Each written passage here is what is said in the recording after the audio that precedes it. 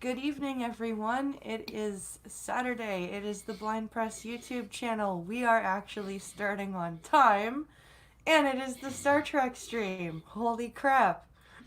It's a trifecta of amazingness. I'm joined by my usual friends, the One Ton Hammer, Hello. and Irate Prostate, Hello. and Skep Talk. Hi, everybody. And we are continuing our review of season 1 of Picard. And today, we kind of scratched the surface and did kind of like an overall opinion of Picard last week. So, what we're going to do is we're going to basically delve in deep to the first 6 episodes, which is basically Act 1 and 2. I can really feel a uh, kind of a 3 act feel of this series, and it's 10 episodes. So we're gonna kind of do the first 6 this today, and then the last 4 next week, and then we're gonna move on to villains. Um, so uh, basically, I'm just to quickly summarize the first 3 because they all basically and then we can kind of talk about them and then summarize the last 3 and then we'll talk about them. So Picard, basically we find out in the opening episode that Picard is no longer in Starfleet. He left because he was very upset with how they handled the rescue or aid of the Romulans when a star in their system went nova. We don't know if it is the Romulan, like the official star that is, or like that Romulus orbits, or if it is a Romulan star in their empire, but it is a Romulan star. It is what they've said, and he was involved in a rescue attempt that was called off, and he left Starfleet 15 years before this starts, and we learned very quickly. Yeah, he is found by someone named Daj, who we find out turns out to be an android based on Data's creation and based off of what is it? Pictures of Lal, right? Is that what she's based off of? It's Or am I interesting. wrong? Well, she's got Lau had kind of this. Oh yeah, okay, I can. Yeah. Um, she definitely has this kind of half Asian, half Caucasian kind of look to her. Yeah. Yeah, Um, attractive. but she is unfortunately murdered by Romulans, who we find out are from an even more secret organization than the Tal Shiar called the Jadvash. Um, and Daj has a sister named Soji, who is uh, in very murky waters with a Romulan Jadvash agent that she doesn't know is a Romulan Jadvash agent. And the trick about Daj and Soji is they don't know that they're androids. Like, Data knew he was an android, Hmm. right? These girls think they are human. Well, they've got memories of Yeah, they childhood and stuff. like Yeah, yeah, they've got they imprints. have full on like I am a human with a family and childhood, and all of a sudden I have superhuman strength, and like it's kind of an interesting angle, Hmm. because we find because in old Star Trek, and this is kind of something that I wanted to touch on, because I do kind of like this angle, because we have like in the older Trek series, the artificial life knows they're artificial, right? They know, like Data, I am an android, right? Doc, right? He knew he was a hologram, um, stuff like that. But the Daj and Soji were specifically programmed not to know that they were androids until a certain point. And they were even programmed to react with shock, right? As a human emotion. I find that a very interesting difference. I don't think it's a bad difference either. I think it's a cool angle. Mm. What do you guys think?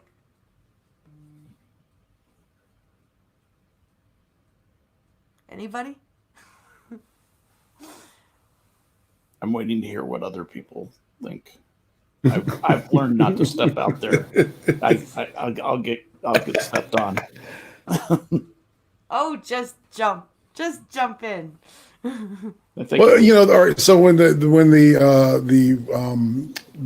Jadvash kill squad pops in the apartment, right, and they ask her directly, "Have you been activated?" And she's like, "What the fuck are you talking about? This is the."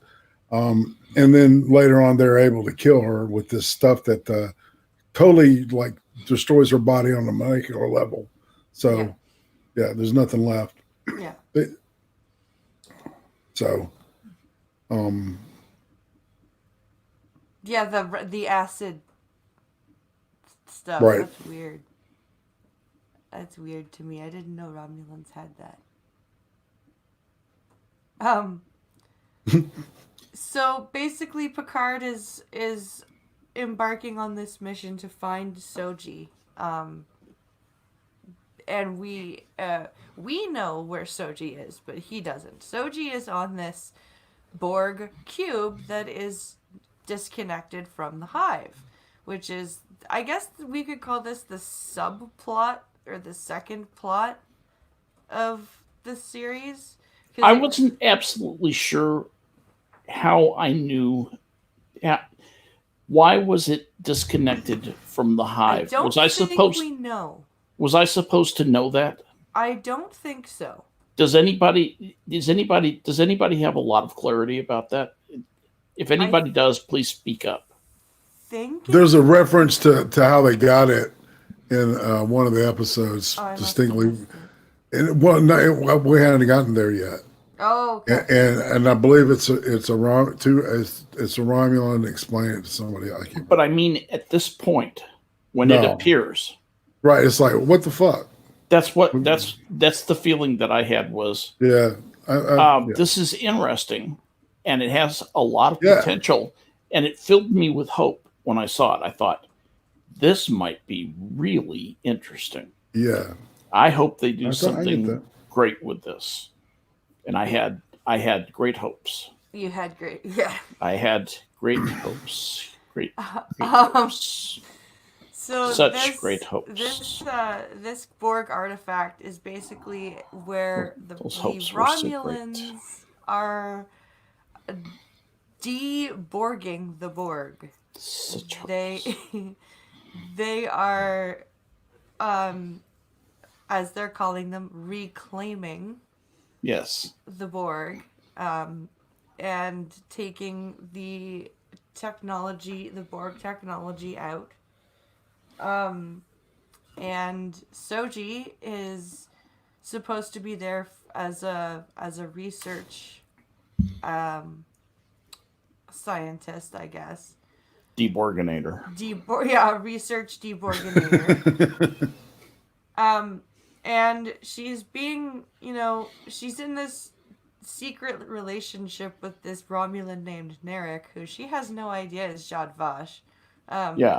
He's just he's a cute guy. And his sister is also Jadvash. And who we shall call brother fucker. Yeah, brother fucker. Yeah, because she totally has that.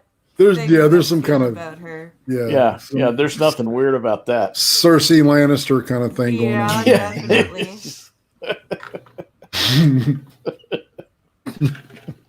Definitely. All the nice families are doing that.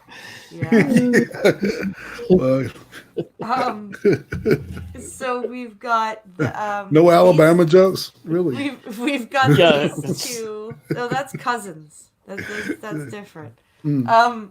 So we've got these two, and they are very different ideas on. Before we do this, the very important thing about the Zhat Vash is, they have, uh, well, most Romulans do, but the Zhat Vash in particular has this almost phobic, hatred of anything cybernetic or synthetic. Yeah. So their whole point with this chick is find out where the rest of the synthetics are. Basically, who made them and where they're. Because there's a prophecy. There's a prophecy that there will be one called the Destroyer that will bring the destruction to the Romulan Empire, right? Yeah. Do we know about the prophecy at this point? From until the 6th episode, no, we don't. Yeah, okay, so I don't think we know about that. That'll be for next week. Yeah. My bad. No worries.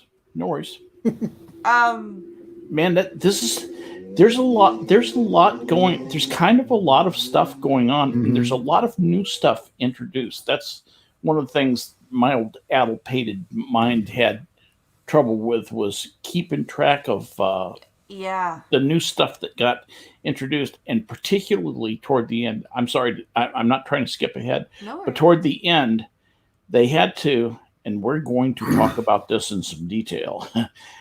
They had to introduce some stuff to make the plot resolve itself. They had to introduce a couple of devices that I thought were pretty kludgy. Were just clever devices that they needed because they needed some miracles to happen, and they just invented a couple of pretty bogus miracles to get the plot to make things happen. Well, that's a J.J. Abrams thing, isn't it? The shiny box. Yeah, right? yeah. Then the miracle box appeared, and the miracle happened. Exactly. And, the plot was resolved, and boy, that was lucky thing that miracle box was there. Sure was. And that's fine. That's part of storytelling. That's part of what a story is. Sometimes that works, and but we can talk about that then. But anyway, there was a lot of that type of. There was a lot of new stuff introduced. One that I know of that's in episode 6 that we'll talk about. We gonna talk about that one, honey. We gonna talk about that one. You know which one I'm talking about. Oh, yeah, baby. Okay. So.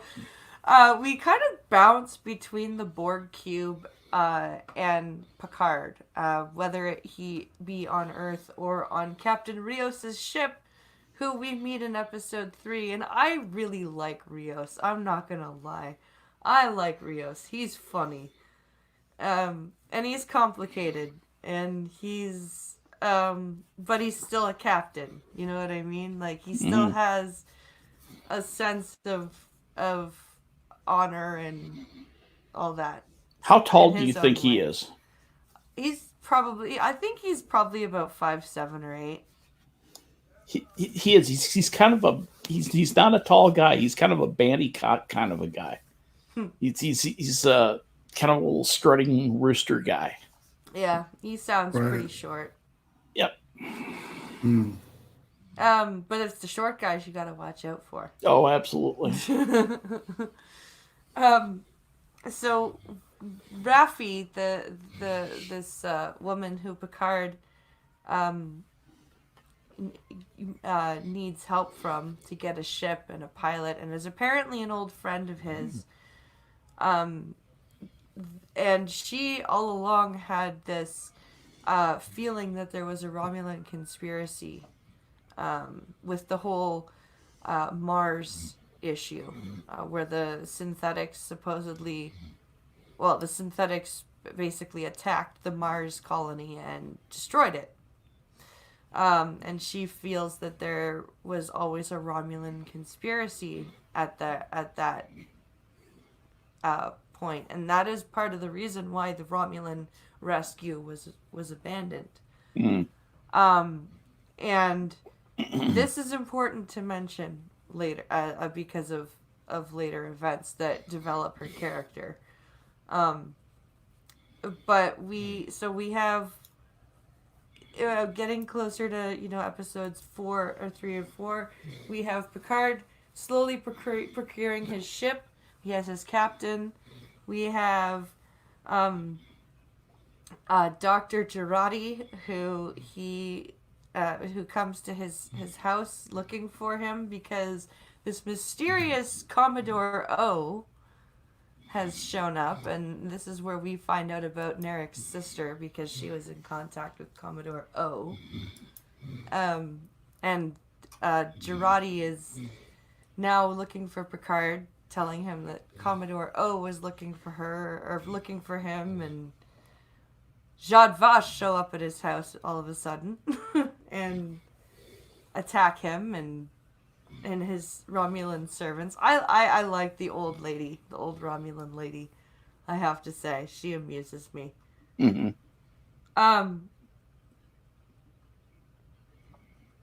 But we get the we get finally off planet in episode 4 with Girardi, Raffi, Picard, and Rios. And Picard makes a pit stop because they're going to a place called Free Cloud, which is apparently where Bruce Maddox is being held, to find a oh crap! What is the group of nuns called? Something Malat. Malat, yeah.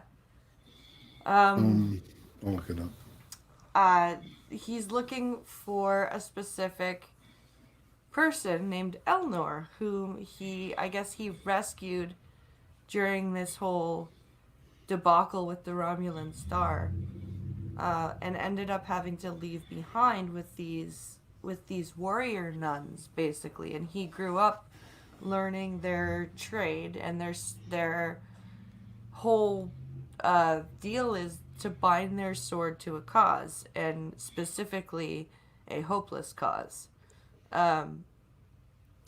So he eventually procures the help of Elnor, which I enjoyed watching that he was so bitter about Picard leaving. And then Picard gets surrounded by bitter as fuck Romulans, right? Who are like, you fucked us over, basically. Well, yeah, because they can't lie. That's kind of part of their ethos, is right. Yeah. Is that they speak the truth. Yeah. And they they take on lost causes. They defend the defenseless. Yeah. And I will find the word. And so Elnor, basically decides to help Picard. And then we get to the best part, which is 7 of 9 shows up. And this is when shit gets interesting, because and then I'm almost done summarizing everything, and then we can talk about the stuff that we liked and all that awesome stuff. So we get to 7 of 9, and she, I guess she and Picard talk about, why he's here and what's going on, and she's, she goes with them to Free Cloud. They've got this whole plan. They're gonna trade her to somebody named Bjayzl, who is a person who takes Borg apart for money, like sells their parts for money. And can I interject one brief thing? Yeah. Go ahead. Every time the name Bjayzl came up, I mean I kept thinking of Bjayzl, right? Yeah. Right. Yeah. It made me laugh. Even sorry. I did. Yeah. Yeah. Writer. It was bad. We find out in a flashback that she ends up taking Icheb's implants. Yeah. Out of him without any anesthesia. Like, he's not he's fully awake. And in the flashback, she's looking for his cortical node. And if you remember, if you've ever watched Voyager, he don't have one. Yes. Because it's in 7.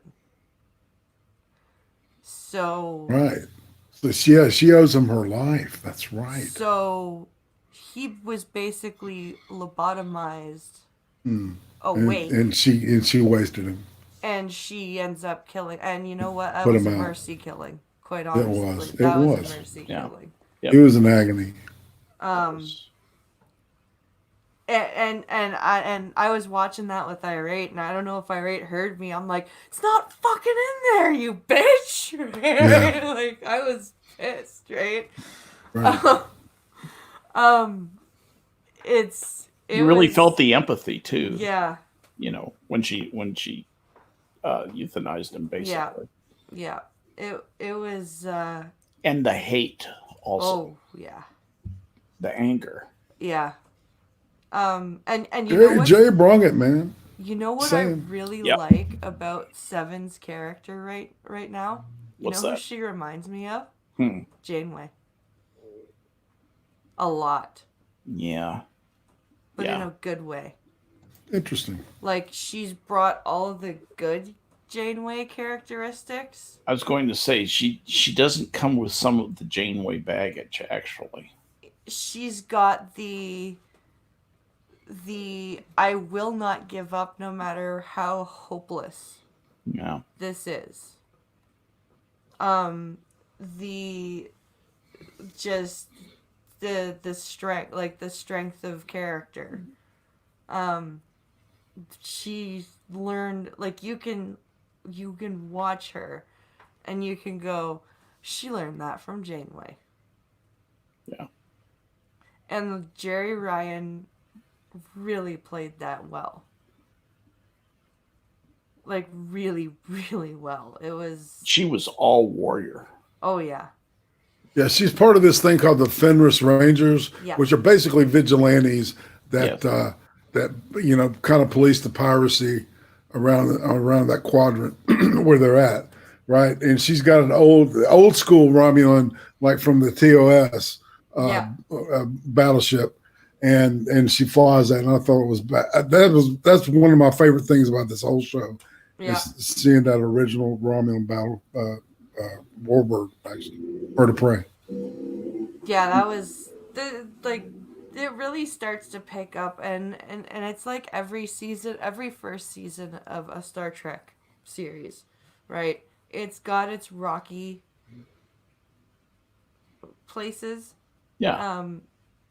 Fits and starts. But it starts to really pick up when we get to this part. Yeah. But the whole plan of rescuing Bruce Maddox is because this Bjayzl chick wants to sell him to the Tal Shiar. So instead, they want to pose as facers, as they're called on Free Cloud, and pretend that they have a client who wants him in trade for 7 of 9. And we have Picard and Rios dressed up and playing the part of these, like, nefarious middlemen type of deal. And despite Picard, going with the evil Frenchman accent, in the patch on the eye. Yeah, and the patch on the eye, which Irate pointed out, is covering his ocular implant. But you can, and I'm going to touch on this, which is something that Irate rightly pointed out when we were watching it. You can tell that he's kind of talking about a 2-7 when he's talking about the Borg. You know what I mean? Like, when he's in the bar and and he's like, it seems almost over the top, but he's like drawing from a place of pain. You can tell that's what he's trying to project. Yeah. That anger, that rage, that lack of being able to control. Yeah. And then of course we get to the whole revenge twist. Oh, I forgot to say, Rios was dressed like a pimp with a big orange hat I had the and a green suit. I had a feeling he was dressed like a pimp. He looked like a gay Joker. Ooh, Batsy.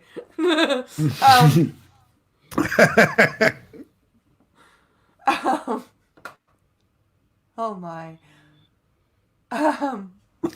So we get to the revenge point where Seven, basically blows their cover because she wants Bjayzl dead.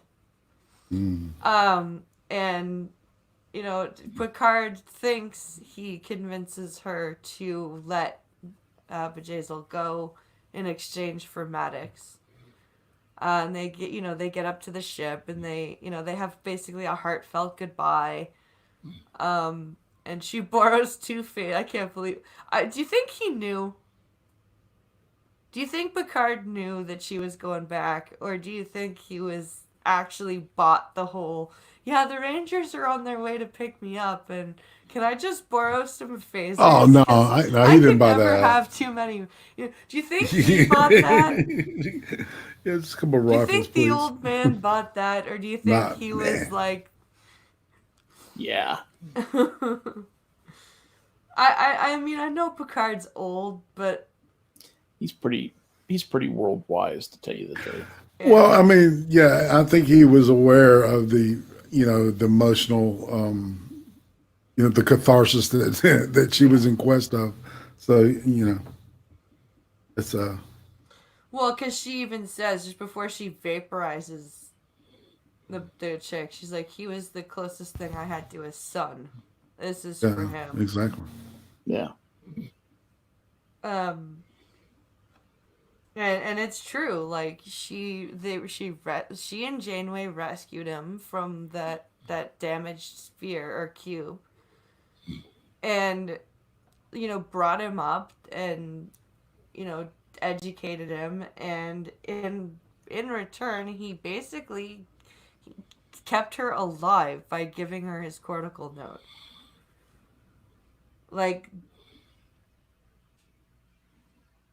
that's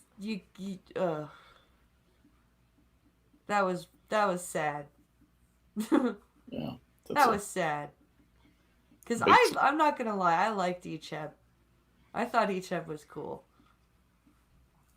And then we've got and of course we've got the thing that develops Raffi's character and kind of made me feel a little bit more sympathetic to her. We find out she is your classic addict who fucked up so bad that her kid and husband walked away. And when they're on Free Cloud, she finds him basically and is like, I'm clean and I'm getting my love. Like you can hear the whole, like it's, and the actor did a really good job. You can hear the actual desperation like an actual addict would sound like. Hey honey, guess what? And you can hear the disappointment in her son too. Yeah, and her son's like, yeah, what? That was a very good actor. Yeah, the son was great. The son was like that indifference, that callous, that inured. I'm not gonna let myself get hurt again, Mom. Sorry. Exactly. Yeah, exactly. I would have loved to hear that like 10 years ago. Yeah. But now I just don't care. Yeah. And it was. And of course, her reaction is the typical addict reaction when that happens. Oh. If you're not ready to stay clean no matter what happens, you're going to go, fuck it, there's no point, right? And you're going to go back to hitting the bottle and smoking whatever the hell that's called. Snake leaf or whatever. Snake weed? Yeah. Snake weed or... snake bit. And then we come to the 6th episode where we finally get to the artifact. Everybody meets. We have Soji, Narek, oh my god. His sister was worried about him the whole time. She didn't have to worry. What a cold-hearted bitch. What a cold-hearted dick he was. Gets Soji to basically unlock her memories by doing this form of Romulan meditation. Yeah, a kind of labyrinth kind of thing. And here's my real name, and look at this nifty gadget I have. Yeah. Yeah. See, I really love you. I really do. Tell me all about yourself. Tell me all. Do it for me. Yeah. And then, oh, you're not real. You never were. Bye.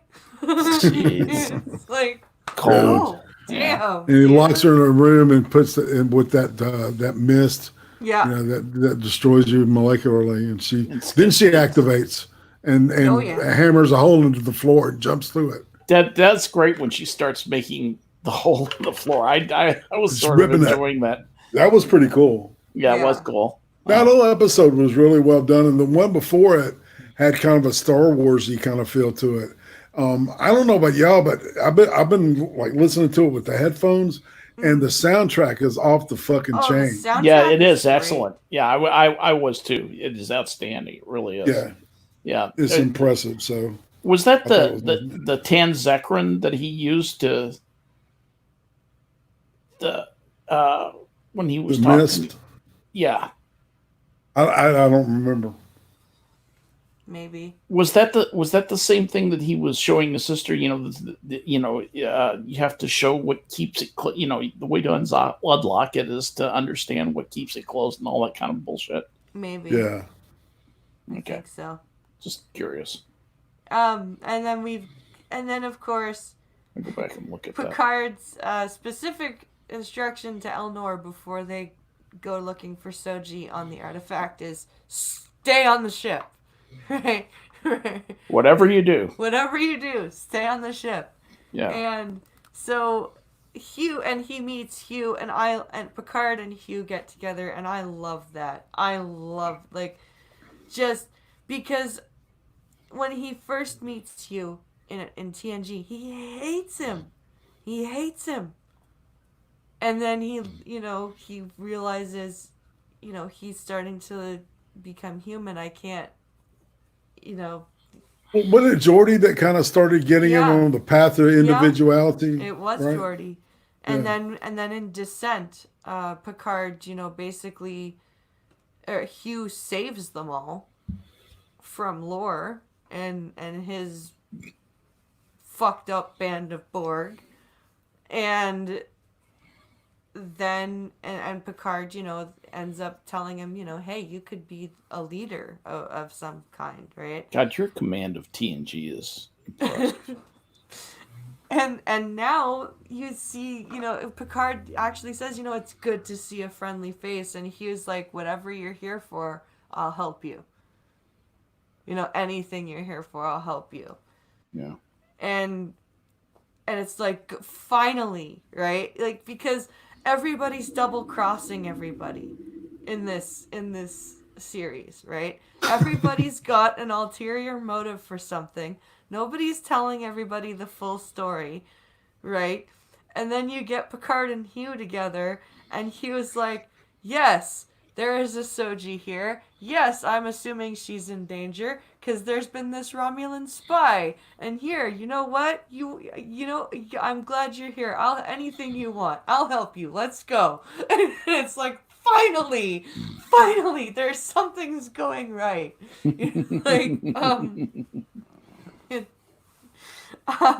Yeah.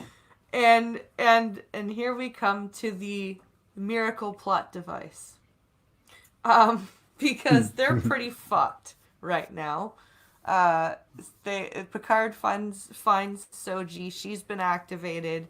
The Romulans are on the way en masse, alerted by Narek and the commotion that has been going on.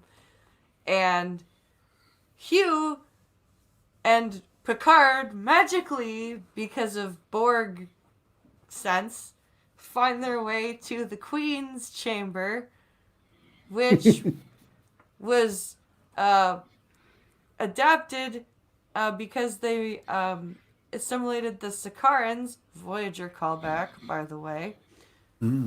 Sakarans, the people who in season 1 of Voyager, the Pleasure Planet. Yeah. Where they wanted Janeway and Voyager to stay, and they had this this thing that transported them 40,000, that could transport them up to 40,000 light years. Voyager tried to use it. Remember that episode? Yep. Those guys. That was another callback to Voyager. So the Borg assimilated the Sakarans and adapted that technology, and it was used for, oh shit, something's going down, let's transport the Queen somewhere, right? So all of a sudden, here, we know where this thing is in every Borg cube, because we used to be Borg, so ta-da! Here's the room, and ta-da! Here's the transporter, and ta-da! Here's a planet that Picard just knows of that's in this. Everything's gonna be fine. Everything's gonna be cool. Hey, Rios, meet us at Nepenthe.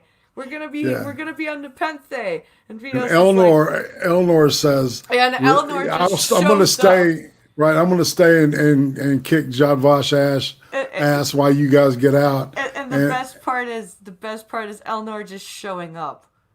You just just chopping people left and right, and Picard's like, Eleanor, what are you? You didn't listen. He goes, yes, I didn't listen. And it's like I like him more. I do for some reason. I do. On this second man, and third viewings. There was a lot of convenience in a row right there that just I'm not it detracted from the thing for me. I don't know if it did though for me, because I was so like I was happy that there was somebody on the writing team that knew their Trek well enough to come up with a species that actually we've met that has that technology. They didn't just come up with that technology on the spot, right? Yeah. That technology existed. It's in Voyager. We know about it. That was a cool callback. That's true. It's canonical. It was canonical. It's just the convenience was. Sorry, I don't know. Why wouldn't the Borg know where the Queen's chamber is? Every time we've seen the Queen's chamber in the movies or in Voyager, there's a bunch of Borg hanging around. Even when they take over the Enterprise and they put a collective in engineering, there's Borg all over the place. So it would make sense that the Borg would know exactly really good point. where the Queen's chamber is, and every Borg would know because it's a shared mind. Even ex-Borg would know that. That's a good point. That's a good point, because you're right. They would know that every Borg cube and sphere is built the same. Is it still unusual that they would adapt other cultures? Probably now to think about it, yeah. The Borg are really good at adapting everyone else's culture. So if they hit the Sakarans, they're going to have that device. It makes sense. That makes sense. That's why I liked it. I was like, oh, that is so cool. The Sakarans, I remember that species. I remember the thing. And that was a really They are useful plot devices, but they are not unusual plot devices. I would have found them useless and annoying had the writers not thought to go back in canon and go, okay, do we have any technology that can do this? Yes, okay. Let's use that. If they had tried to create something new, it would have been out of place. Yeah. Oh, I forgot to mention something in the previous episode. They were drinking Tranya. Tranya. That's from the first series. They were of TOS. Yes. I do like the callbacks. Yeah, I do too. And I do like the fact that as old as Picard is, they still have him with his almost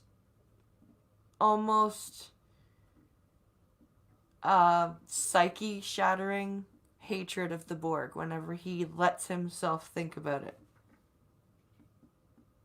I like that they've kept that in.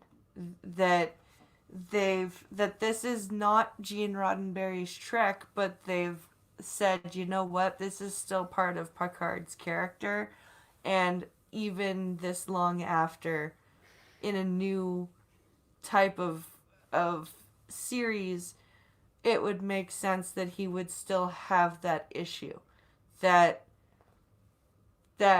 every time he allows himself to think about what happened with the Borg, or anytime he has to go deal with something to do with the Borg, especially going back to a cube, like, because this is going to be the first time I think that he would have been on a cube since Best of Both Worlds. Right. It's not like Voyager where they, oh look, a cube, let's rate it for shit. Like, you can tell he's definitely freaked out, man, when he's first on it, man. It's like, whoa. I was glad that they did that, actually. Yeah, me too. The PTSD is still there, man. Absolutely. Some trauma you can't shake. And I really like that they added that. It made it almost solidified that this is still Jean-Luc Picard. You know what I mean? Like, yes, this is still Jean-Luc. He still has this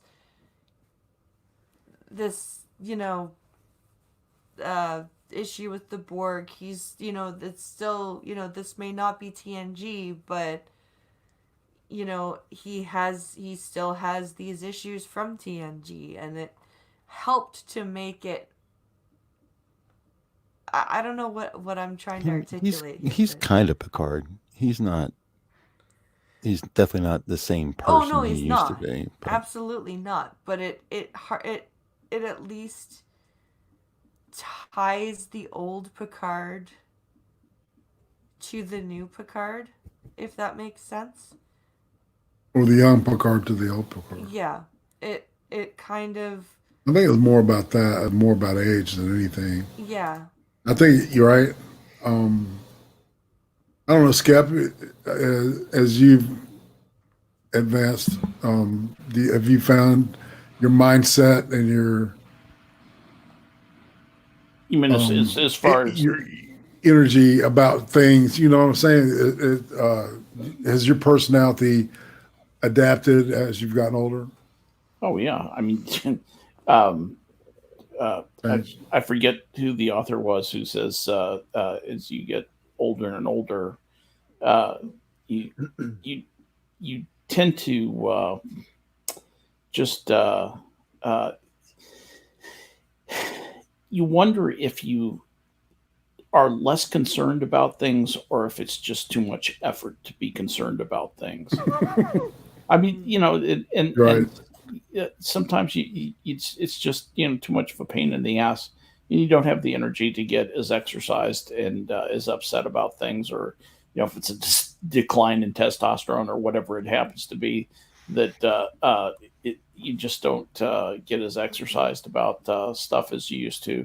You don't you become more philosophical about things. You have a greater base of experience, and you've experienced a greater variety of viewpoints. And if you've kept an open mind, you probably had your mind broadened, hopefully anyway, and that makes you a little bit more mellow about accepting different points of view, especially when people are critical of you. I welcome criticism of me. If somebody's critical of me, I look at it, good. Here's a chance to maybe change something that I do for the better. Usually, people are reluctant to criticize you directly. So when someone will criticize you directly, that's a positive thing. It's a chance to make yourself better. So possibly, I mean, not all criticism is valid. Right. I mean, being criticized by Scooby it's not necessarily a chance for self-improvement. Sorry, didn't mean to bring drama to the stream. Excuse me, but anyway. Like he watches me. I would think when I was younger, I was much more polite, much more naive, much more malleable, even through college. You were or were not? I was very much what you would say call maybe a nicer person when I was younger, because I think I realized I didn't know a lot. Yeah. And as I've gotten older, I've gotten much more cantankerous. Yeah. Yeah. So you've become a mean old man. Yeah. Well, I don't know how mean. I don't go out of my way to hurt people, but I was being funny, Hammer. Yeah. That was a joke. Come on. But I definitely have gotten very solid in opinions. Very much harder to move me. Yeah. Well, you have to have a really good argument if you want me to change my mind, which back when I was in college, you'd be like, oh, you think that? Okay, I'll think that. It was just I didn't really care. So I was a lot more, I'm a lot more conservative now than I was even 10 years ago. Like, when I was 20, I was like, yes, everything should be free. And, I wanted to move to Sweden, and I was like, I don't care about paying 70% tax. At least my health care will be free, and blah, blah, blah. I was that dumbass, right? that's the youth today, too, though. I mean, that's just youth in general, isn't it? Yeah. Yeah. Idealistic. Euthanasia. Yeah. Yeah. But I think the difference with today's youth is that they don't understand the term free. Yeah. Because yes, they think that money grows on trees and free is free. No, you pay for it. It's just how you're going to pay for it. Yeah. I thought you were referring to like as in freedom, right? They don't seem to really cherish their freedoms like the older people do. Yeah, no shit. But anyway, we're getting off topic. And then we get to True. Miss Girardi, and holy crap. Like, when is somebody going to question that medical hologram? Or are they just going to keep him deactivated for the whole time? He knows something. Because, like... Were you in psychological distress? Yeah, that was creepy and also a good thing at the same... Like, the first time that happened, Girardi was alone. And she was supposed to be transporting them, or watching the transporter and keeping a lock on them. And she starts freaking out. And the emergency hologram's like, are you in psychological distress, right? And she deactivates him. And then they rescue Bruce Maddox. This is the end of episode 5, but this is an important part. And it shows what Hammer was talking about last week, about what a cold-hearted bitch. Well, and they used to be lovers. Yeah. Girardi and she watches him die right there, man. Yeah. She basically turns off all of the support equipment. I think. Is that what she does? She deactivates everything?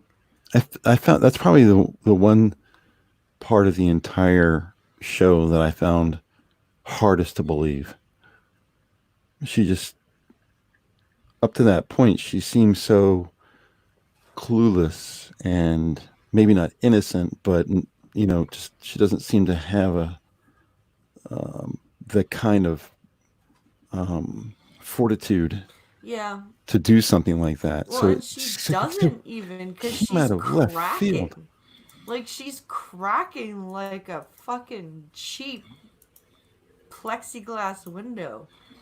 Yeah. As soon as she did it, she's she's about ready for a pat. And she's mumbling something about if they hadn't have showed me. Yeah, if they hadn't showed me. I wish I didn't know what I knew. Right, exactly. Which means I think Commodore O, because I still have to watch the last 4, because I've just haven't. My time has been. What time? Anyway, but I seriously think that when Commodore O talked to her, because we weren't privy to that conversation as viewers, right? All we know is she shows up at Picard's house before he leaves Earth, and she's like, Commodore O came to me, and she is looking for you, and I don't know why. I think she knows why. And I think she was told to kill Bruce Maddox. So, yeah. That's just my thing. We'll find out. That's my prediction. I have to wait and see. Watch the space. But I really I'm not gonna lie, I culminating all of these 6 episodes together, I really enjoy this season. And even before I was really getting really riveted by it, because the last 2 episodes that I 5 and 6 just riveted me, right? I was just if you would have seen me, you wouldn't have thought that it was a blind person watching a TV show, because I was legit facing my computer screen, just sitting there, not moving. You would have thought I was actually watching what was going on the screen. And like you say, Hammer, I don't see where the hate is coming from in this. This series, even when I wasn't enthralled by it, even in the first 3 episodes where I was like, I wasn't, this is terrible, right? I don't, like you were saying last week, I don't see where the terrible is. A lot of people have the issue that this is not TNG, and even I have that to some effect, because that's one of the reasons why I have a hard time with DS9. Yeah. Is that it's not TNG. Yeah. So it twerks me a little bit when someone says, well, this is not Roddenberry's Trek. Well, it's not TNG, that's for sure. Right. But, Roddenberry was dead when Enterprise was produced. So technically Enterprise isn't Roddenberry's Star Trek either. Yeah. Right. So, it depends on how you look at it. If you can let go of the future that he had in mind and just look at this on its own merits, you'll like it better. I don't know how much more. Well, back in the 90s, do you think we would have the future that we've got right now? No. I wouldn't have. Just saying. Freaking, it's only been 10 years since I've been able to use the same type of smartphone technology that you guys have, right? Before, I would have to spend $1,000 to get a specific phone made by one of 2 companies, either Nokia or Motorola, I think, that talked. Okay? And then I still would only be able to use about 25% of the phone. Now, I go for a walk in an unfamiliar neighborhood, and I end up giving myself shit if I'm like, oh my god, I don't have my phone. What if I get lost and I can't use a map? I go, bitch, you were teaching yourselves route around your cities way before you had a smartphone. Shut up. What the fuck are you talking about? There's a huge, I would have thought I would be using a touchscreen phone like that. To me, because I don't know what a pad looks like in Star Trek, But to me, the iPad kind of reminds me of a pad. Yeah. It's modeled after it for sure. People can't say that Star Trek didn't influence technology because the flip phones. I mean, shit. Yeah. Like, to me, a touchscreen and a phone and a touchscreen tablet is just like using a pad. Exactly. And I didn't think I'd be using a pad in my lifetime. No way. It's funny. I look up weird things about the Trek series. One of the things that I looked up a long time ago is the last line of each series. The original series, the last words that they say, if only, if only. The Next Generation is, let's see what's the sky's the limit. Oh, really? Yeah, it's actually it's 5 cards stud, nothing wild, and the sky's the limit. Deep Space Nine is the more things change, the more they stay the same.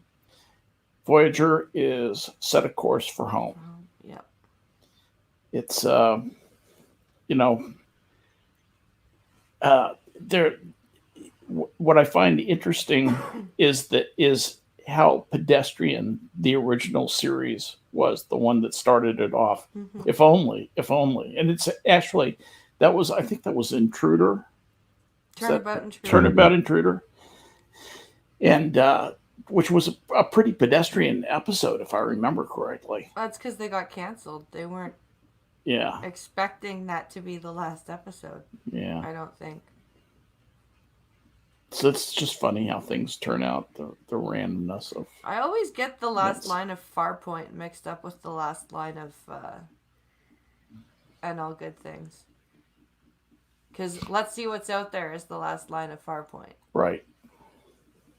But The Sky's the Limit is the end, is the last line of All Good Things. Anyone else get really sad at the end of that episode? It's like, no, I don't want this series to be over. Yes, yes. Yes. I want more Next Generation. Everybody signed up for an 8th season. It was the Berman who said, nope, all done. Yeah. Meanie head. It's... I don't know, man. They would have ended up running it into the ground. You know what I'm saying? So, make some movies and leave more and more. That's the key to good entertainment. That's true. Leave me wanting more, I think. At one point, I forget where Jean-Luc said it originally. He says something to the effect of, I don't want the play to be over. He's reflecting about death. Yeah. Exactly. This is something I can identify with. I like the... Me too. I wish there were more dream sequences with him and Data. You haven't watched the rest of this, have you? No, I haven't had the time. Yeah. I've basically been parsing it out episode by episode. Okay. Yeah. Good. I can't wait to finish it though. I'm super pumped to finish it off, and like. Well, I will just say I watched the rest of it in the last 2 days, and my overall feeling on it was, there's always things to find fault with, but I generally enjoyed it very, very much. Yeah, I'm enjoying it so far myself. I think it's a great series. It's like anything in science fiction. You can always find something and say, hey, that's silly, but most of it, I just liked it. It was just big. It was big fun. Yeah. Good escape fiction.